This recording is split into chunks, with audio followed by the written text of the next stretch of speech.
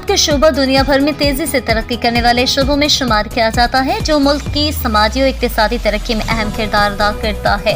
سیاحت روزگار کے مواقع فراہم کرنے، سماجی ترقی، غیر ملکی زر مبادلہ کمانے اور سرمایہ کاری کے لیے سب سے اہم شعبہ ہے۔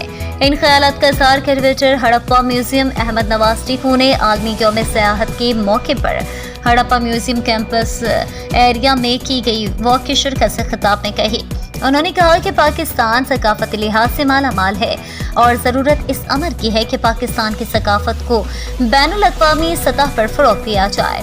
انہوں نے کہا کہ حکومت تیز رفتار اقتصادی ترقی کو یقینی بنانے کے لیے سیاحت کے شعبے کی بحالی کے لیے پرعزم ہے اور یوم سیاحت منانے کا مقصد سیاحت کو بین الاقوامی سطح پر فروغ دینا اور آگاہی پھیلانا ہے۔